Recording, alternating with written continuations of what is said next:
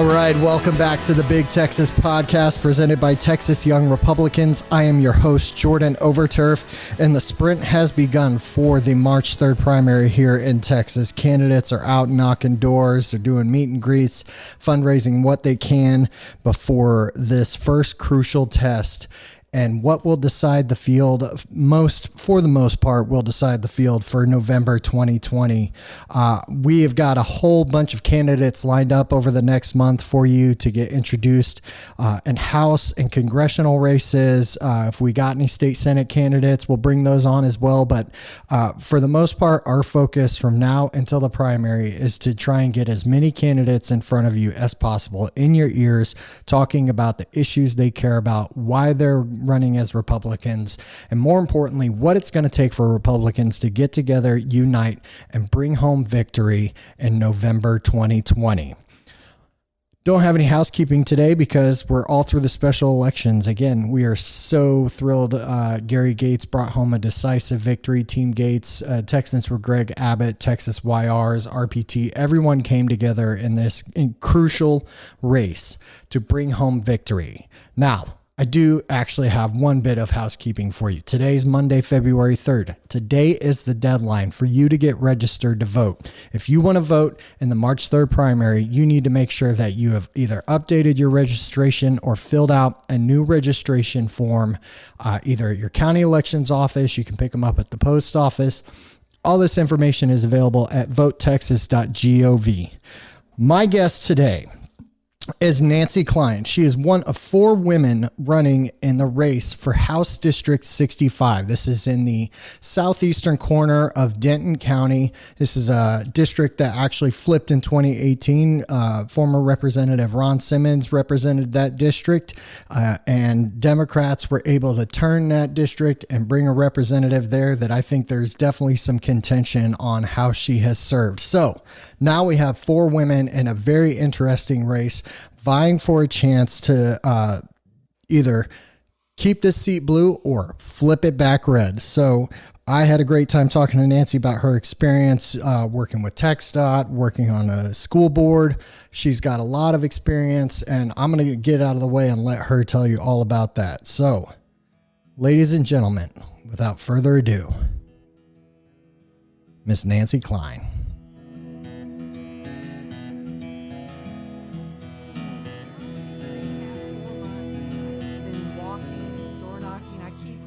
The weight to fall off, but I've been visiting Chick-fil-A regularly on Saturdays, but on Sundays I find other fast food. Yeah, those steps you get in, they just don't add up quite the way you hope they will. Well, every once in a while you need a little ice cream too. Yeah, right. You got to treat yourself for a job well done. Spirits high. There you go. So, for those who don't know much about you, can you give us a quick rundown on your background, your experience that led you to seek this race? I'm a lifelong conservative Republican in Texas. I was actually born in Port Arthur, home of Jimmy Johnson and Janis Joplin. I moved to the Dallas area after graduating from A&M, and as a civil engineer, I'm running for office because as a civil engineer, I've been able to help make people's lives better through the projects and improvements I've made for their quality of life. I feel like that a lot of that background can translate into Austin to help improve the quality and maintain the pro-business nature of Texas and help keep the state someplace everybody wants to live and can't afford to live. So how did you get involved in this race in particular? What was it about HD 65 that made you decide, you wanted to transition into the state house? I will answer that question. First, I'll tell you a little bit about my family history. So my parents were always the election judges, the precinct chairs. So as a little kid, I got drugged to a lot of polling places for 12 hours at a time, and I sat there and entertained myself watching voters. So I've always been in tune. I went to the airport to greet people running for office. I went to rallies. I've just been raised that way. My grandmother's father was the treasurer in Kansas, and her grandfather on her other side, on another side, was a state rep. And so we were raised knowing that we needed to be politically engaged. Living in Denton County, I've been pleased with the state representation we've had until recently. In 2018, Michelle Beckley, surprisingly against all odds, won the Republican Party in House District 65. And I feel that it's important that it have a more Republican position to reflect where I stand on the pro-business positions and values that keep Texas where we want it. So was there anything about her service or any particular votes this session that really kind of disturbed you or got you activated? Mostly, I think since the Democrat Party in Carrollton doesn't support Michelle Beckley, she will not be reelected. So it will either be her opponent in the Democrat primary, or I hope and plan it will be the Republican. So that is why I'm running, is I think it's a good opportunity to regain this seat that we lost, that we shouldn't have lost, and bring it back to the Republican Party. Well, and if, it's not surprising that the Democratic Party of Denton County doesn't have its ducks in a row. If you look at recent financial records, the candidates themselves within Denton County can't really decide who they're supporting or what direction to go. The day after she was elected, they asked her to resign. Wow. So there's that much infighting amongst their party, but I just feel like no matter who I'm running against, I think I'm a strong candidate. I think that my experience to date makes me best qualified to serve in Austin, representing House District 65, no matter which party. So let's talk about that a little bit. Your experience, engineering background, correct? So I have a bachelor's and a master's from Texas A&M. Whoop. My first job was with the city of Dallas. And one thing about the city of Dallas is how well planned it was from the 50s and the 40s by the founding fathers that put lakes to help provide water. They put roads to keep people moving, and they planned the city very well. Houston has no zoning. They don't really have roads, and they didn't really plan drainage. Dallas knew where the floodplains were. Dallas knew how to protect people and how to really plan and lay it out well. As civil engineers, there were 26 of us that started after college there, and we all thought, let's take what we've learned and apply it in other communities that are newer, that aren't as already as well set as Dallas was. So a lot of my peers have gone to Frisco and other communities and helped make a difference. I've worked in the private sector, but primarily 2/3 of my career has been in the public sector. And I worked for the City of Carrollton, and then I was Director of Public Works in Addison, which included maintaining the water system, keeping the tap water coming out of your faucet to the right level of everything and the right pressures, and just making it all work for fire safety. I worked, then I went to work for TxDOT as the area engineer, managing over $540 million worth of construction. That is something where you can really make a construction project have little impact to the public, or you can make it really shut things down. I worked very hard to make the projects be something that would never need to be rebuilt in 50 years. The design life civil engineers design for is 20 to 30, but recognizing we don't have money to go rebuild all of our streets. Our roads need to last longer, and they need to be sustainable, and they need to keep people dry and help the area develop for the future. Yeah, and I mean, transportation funding is something that just about every candidate that comes on this podcast talks about. And you want to talk about well planning and, Houston not doing a great job of it. Boy, wait till you come to Austin. Yes. I actually have had and I hear, and driving to Aggie football games, I know Waco is pretty much a bear right now. Yeah, coming up here this weekend, you would think by now they would have figured out, let's get the river part done first, right? And for whatever reason, that part of 35 just is always plagued by some sort of traffic issue. Every town along the way gets its 2-3 year stint. And some are worse than others based on the decisions that are made by the people planning it. Absolutely. Weather has also been kind of all over the place in the last 10 to 20 years as well. So that always wreaks havoc on the projects and what's trying to get done. As you're going out and you are talking to voters, what are... I was just going to throw in, I was chair of the Surface Transportation Technical Committee Okay. for the North Central Texas Council of Governments that actually feeds to the Regional Transportation Commission, which is the non-technical committee. It's the elected body. So what the technical committee does is review all the items that are rising to the higher level and kind of vet them for presentation to the elected officials for the position of the region on where they're headed with transportation, prioritizations, and funding. So just to touch on transportation a little bit more, from a statewide perspective, have we made positive changes in the way we are funding and, planning these projects? And if not, where are areas you think we can make some improvements? Prop 1 and Prop 7 made a huge difference to the funding available. The other mechanism that the North Texas region has used in other regions is the managed lanes concept. And that is something that is under debate right now. And there are people that do not support that. I'm in favor of local control. I'm in favor of the local entity in charge of satisfying the customers at the lowest possible level, helping have input on that decision. So going back to my question a few minutes ago, as you're going out and you're talking to voters on the campaign trail, what are some of the issues that they are bringing to you?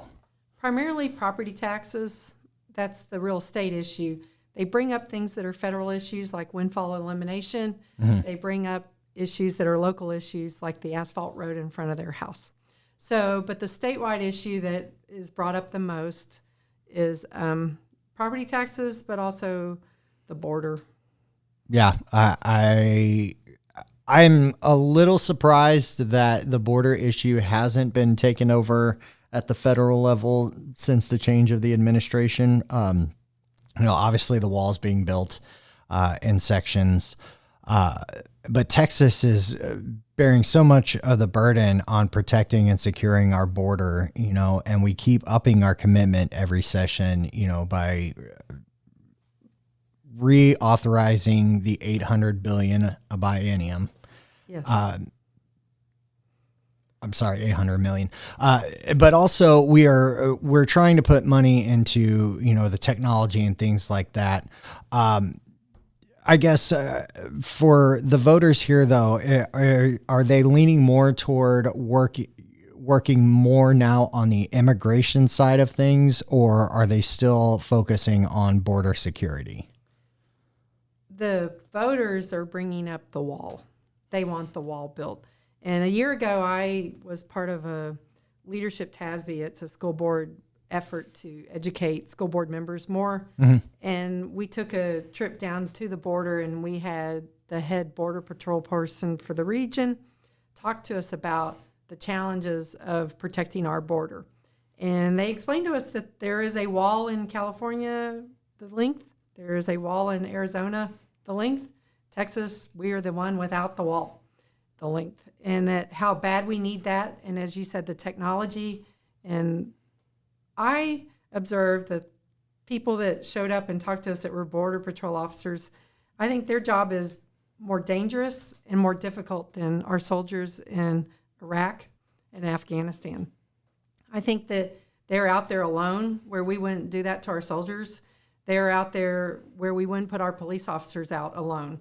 They are doing a job that is dangerous, and I think they need whatever protections we can provide for technology and the wall to protect and help the bad actors that are trying to take advantage of crossing due to our weaknesses that we have now.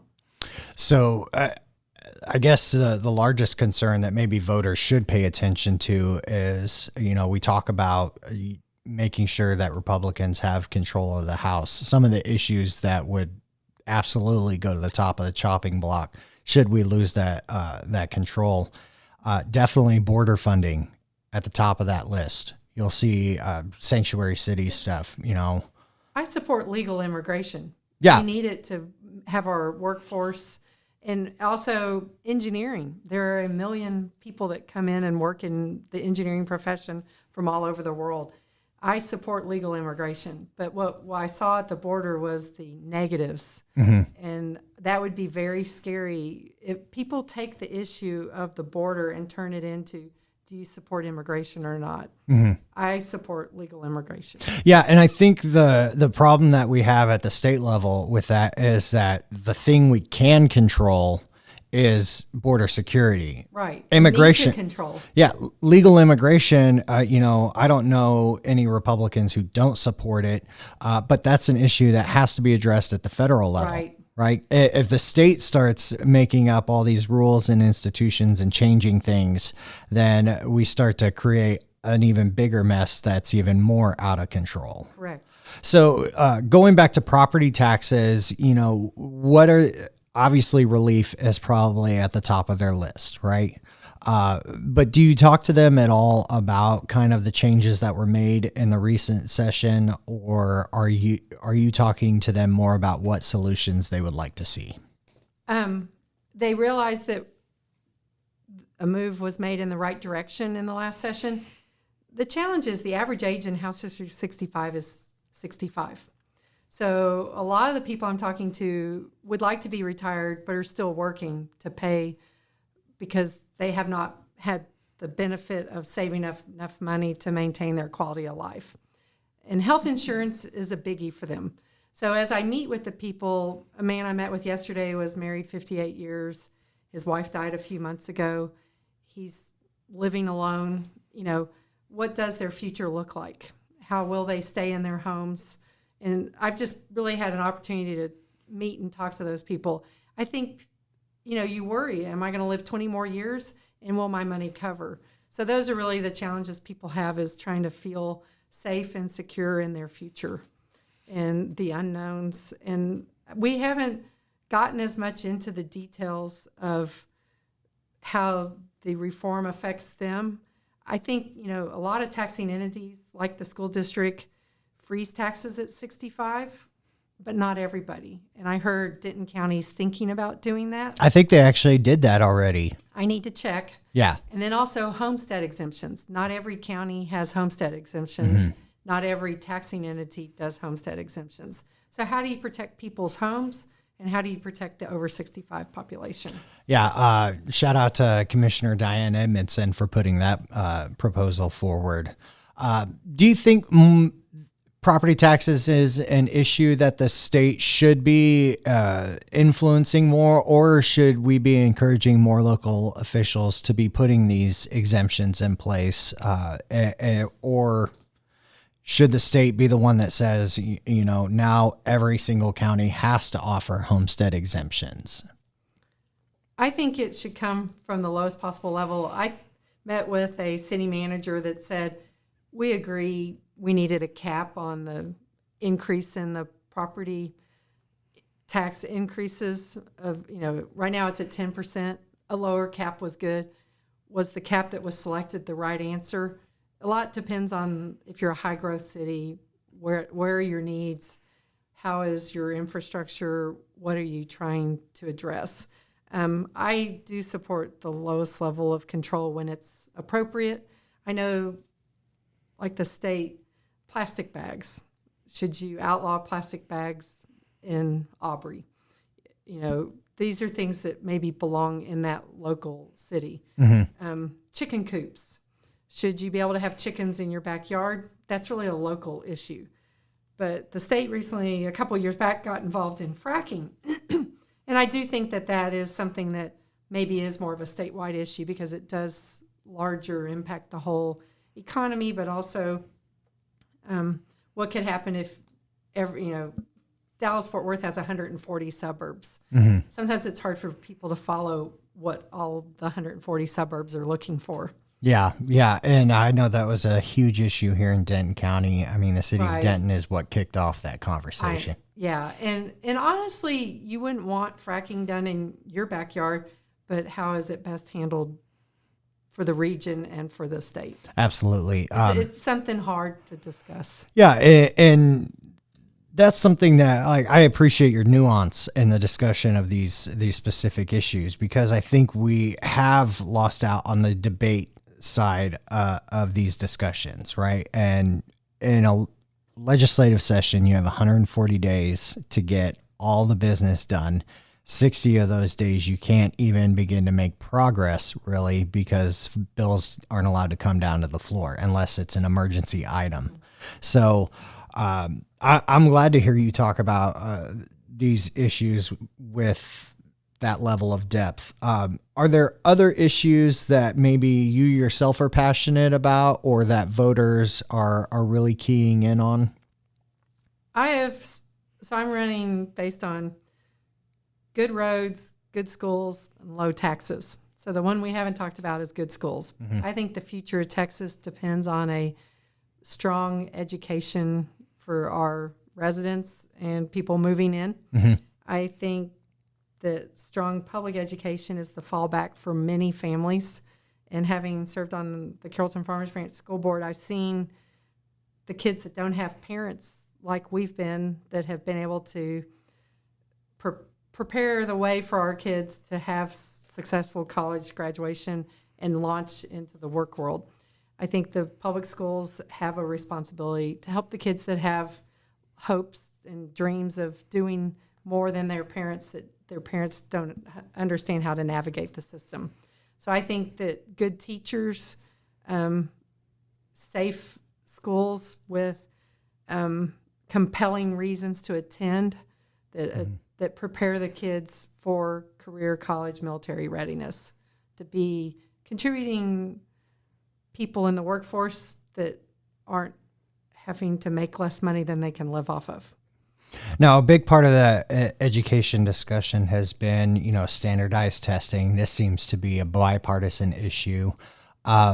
Where do you stand in terms of standardized testing reform? Are we at the point where the state needs to, start back from square one? Do we need to make small adjustments? Where do you stand in terms of that debate? I think we need a means to evaluate how the campuses and the school districts are doing that results in a reflection that people can understand. The problem is our previous school superintendent says A is for affluent, F is for free and reduced lunch, is the correlation between the income levels. But our school district is is a high B. We have a tremendous percentage of free and reduced lunch. I think we're doing very well with the student population we have. I think the STAR test alone is not a good overall indicator. You need to include other tests like we took as kids, and including the SAT, PSAT, those tests. Mm-hmm. The STAR test, I think, has become a funding bonanza for a sector that is using it to make money off of the backs of the state of Texas. I think it's become kind of out of control. I would support a more broad assessment of how are the kids doing that leave this school district. And it includes tests. Well, and where are they going after they leave the district? I guess right. is the outcomes side of things is something that I think we should. We can track the ones in public colleges. We have a hard time in Texas. We have a hard time tracking the ones that leave Texas or the ones that go to private schools. We lose track of their records. Mm-hmm. But we do track the ones that are staying around. And it is hard. A lot of the kids launch into college but don't stay. And that's something that as a state, we all need, so CTE is big, career and technology. We need to prepare kids to have ways to earn money to put themselves through college or ways to earn money. We all need our cars worked on. Mm-hmm. We all need our air conditioners to run in Texas. Do you think we need a course like that? We have that. We have auto body. We have the ones to do with the engines. We have all sorts of CTE to prepare the kids. Mm-hmm. Carrollton, the Dallas County part of our school district, has like every major air conditioner company in the U.S. located there. How can we help staff that? Airports. Yeah. airplane mechanics. We all want our planes to be the safest they can be. It doesn't necessarily require a college degree. How can we prepare those people to earn that level of income and be able to make our planes safe? And on the other side of it, I was just reading a study that said Texas is pretty low in terms of the number of people without a high school diploma. How can we re-engage those folks and get them on the path to better careers, high-paying jobs in high-growth sectors? So you're talking about the people that don't have the high school? They don't get their high school diploma. Part of that is keeping them in high school by offering fine arts, athletics, things that, because if you're just a couch potato, you're not real motivated. If you find ways to make school interesting and have draws other than only the academic side, because one of our children is dyslexic. It's a lot harder for him to learn than the others.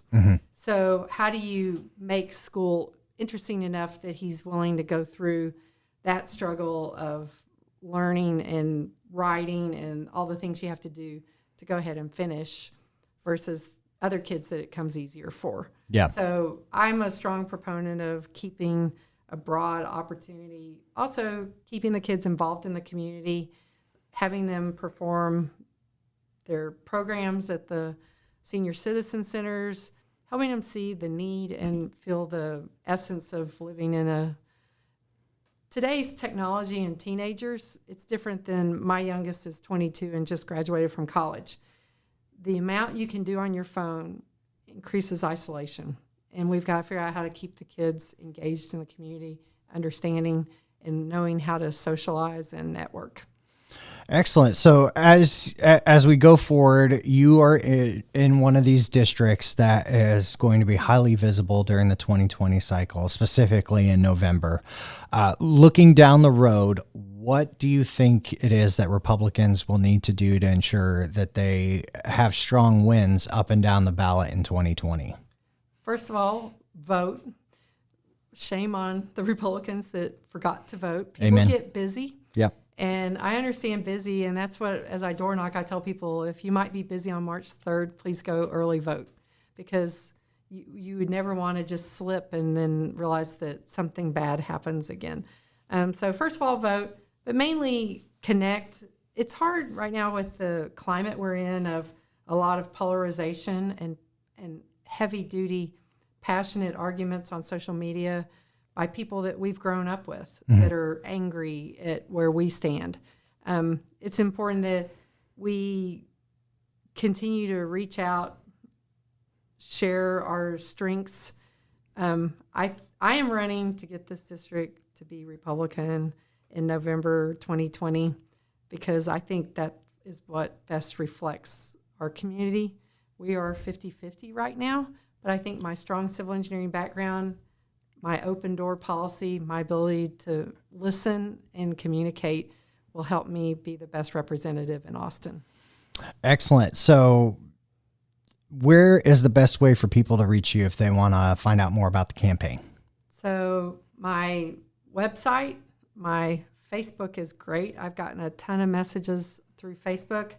My email is nancy.s.cline1@gmail.com. My daughter tells me the dots don't matter. My cell phone is 972-898-4668. I've gotten a million phone calls. I now answer all the people calling wanting to sell me car warranties because I don't want to miss any of the real calls. A lot of my passion for service and timing is my husband was in the National Guard for 28 years. He retired as a lieutenant colonel in the Texas Army National Guard. He served 1 year in Afghanistan.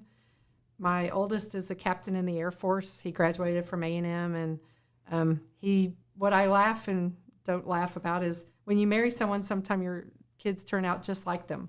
And I've been fortunate that I dearly love my husband, and my oldest is very service-oriented. And our other kids are also very engaged in their community and service-oriented. So I see this as a good time in my life where I have nobody left in college, no grandkids yet, hoping. and looking forward to the future and what can I do to help improve and keep Texas on the right track. Excellent. Well, thank you so much for coming in and talking with us today. Thank you. Thanks.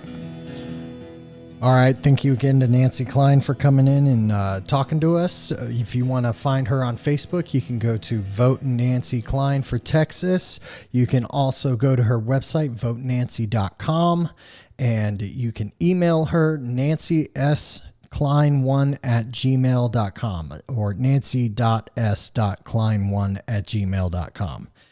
Depending on if you believe in that whole dot theory with Gmail. In any case, thank you again to Nancy. Thank you to all our guests who have come on. If you like what you hear and you want to hear more of it, make sure you hit that subscribe button on iTunes, Spotify, YouTube, wherever you're getting this podcast. Thank you to you for listening. If you want to find out more about how to come on the show, you're a candidate and you want to get on before the primary or before the general election, you're a policy expert, you want to talk to us about some issues, you can hit us up on Twitter and Instagram at Big Texas Podcast. Also, make sure you're following Texas Young Republicans on Facebook, Twitter, Instagram at Texas YRs. As always, friends, I am having a great time, and I'm going to hold on to my seat as we make our way to March 3rd. The primary is right around the corner, and this month is going to fly by. So, till then, friends, we'll see you down the road.